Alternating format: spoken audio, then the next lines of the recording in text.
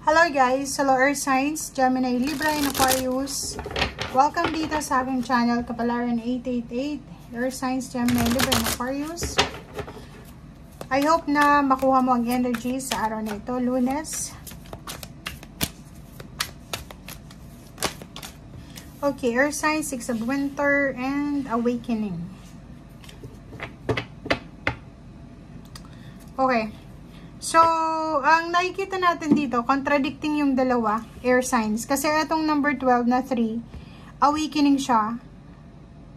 Sinasabi na kailangan daw ng temporary pause para sa yung action. Like for example, may kailangan kang gawin, may kailangan kang desisyonan, wag mo daw munang ituloy. But, dito sa isang baraha, 6 of Winter, sinasabi na isang positibong pagbabago na posibleng dumating sa'yo or on the way na siya.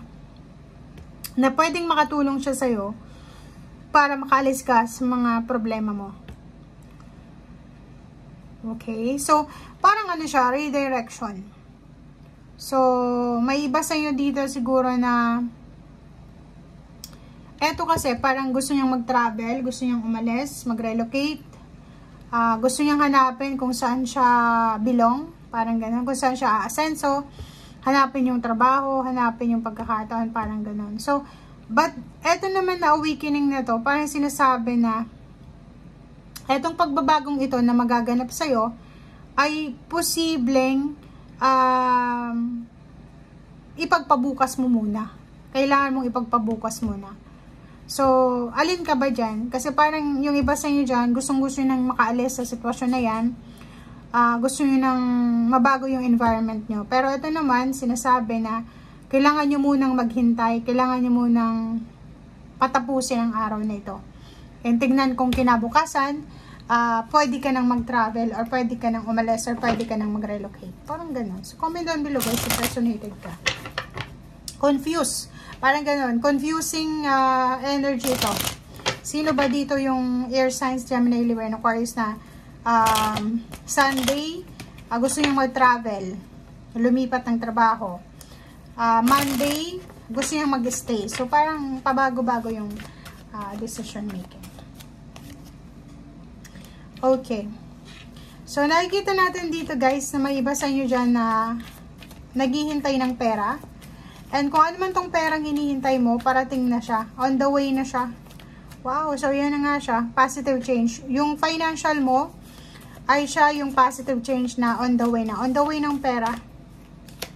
Okay, so, mayroon kang 77 dito. Be careful. Kasi, kung ano man daw itong darating sa'yo, pwedeng pera yan, trabaho, negosyo, or kung ano man itong bagong source ng financial, kailangan mo proteksyonan ang sarili mo laban sa magnanakaw. Literal siyang magnanakaw So, comment down below. If, for example, ikaw ay magta-travel, mag-iingat ka sa pagpirma sa mga, like, kung ano man itong pipirmahan mo, basahin mabuti. If hindi mo maintindihan, humingi ka ng tulong sa ibang tao na nakakaintindi ng dokumentong yan. Dito sa barahan to, sinasabi daw na proteksyonan mo kung ano yung makukuha mo.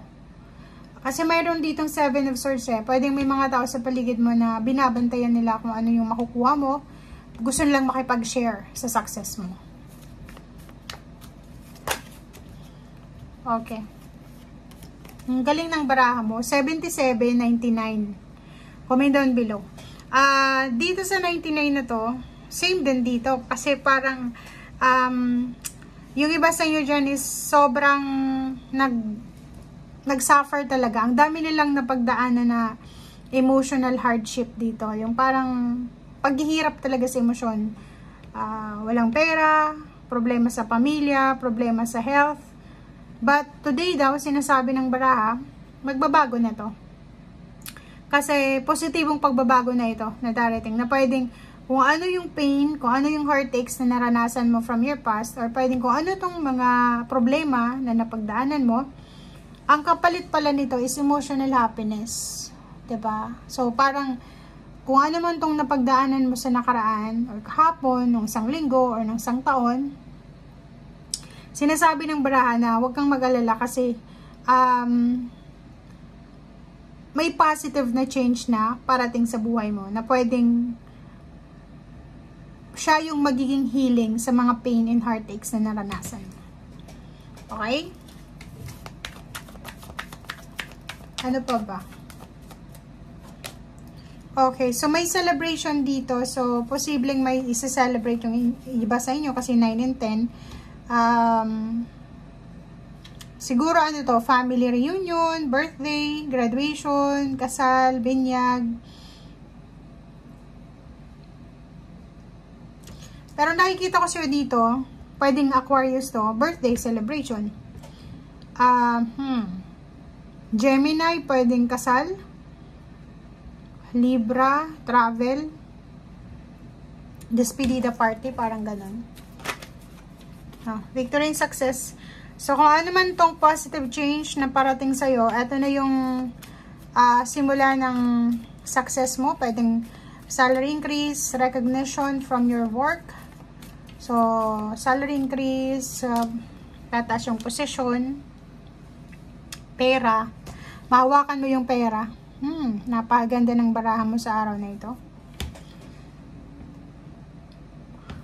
Financial and emotional, guys. Sinasabi ng baraha sa'yo dito, sobrang success ito na parating sa'yo.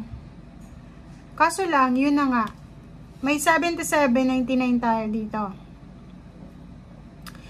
Yung blessings na parating sa'yo is deserve mo siya. Kasi ang dami mong napagdaanan na heartaches, na pain, anxiety, sleepless nights. And deserve mo na makuha yung outcome, positive outcome, recognition, reward, success, abundance, harmony, balance. Make sure lang na proteksyonan mo kung ano ito. Kung, alibawa, pamilya, yung i-bless ka ng family, 'di ba? Blessing of family. Take care of your family. Yun ang sinasabi na kailangan mong proteksyonan kung anong meron ka. Trabaho, if you have job or pwedeng business, protection mo yung trabaho mo. Mag-iingat ka kasi hindi maganda tong 77 ito. Kasi pwedeng may mga tao sa paligid mo na balak na kunin ko ano yung meron ka, makishare sa blessings mo, nakawin yung success mo, nakawin yung ideas mo, nakawin yung pera mo, 'di ba? Kasi kung makikita mo dito,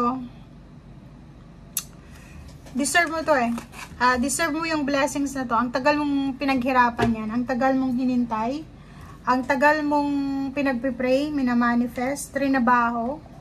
Maraming sacrifices kang ginawa dito. So, siguro etong taong ito na 7 of Swords na to, ano siya, nandyan lang sa'yo kung mayroon kang kasayahan. But, sa panahon ng 9 of Swords, wala siya.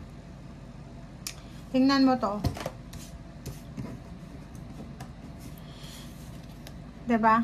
Etong 7 of Wands na to, dito siya sa 9 of Swords. So, parang, nung time na naghihirap ka, nung time na malungkot ka, mag-isa mong prinoteksyonan yung sarili mo, linaban yung sarili mo. But now na nakikita nila na successful ka na, both emotional and financial, maraming gustong makisama, maraming gustong makisawsaw, maraming gustong maki-join sa success mo. So, yun ang kailangan mo doon na ingatan. Okay? Thank you guys. Bye!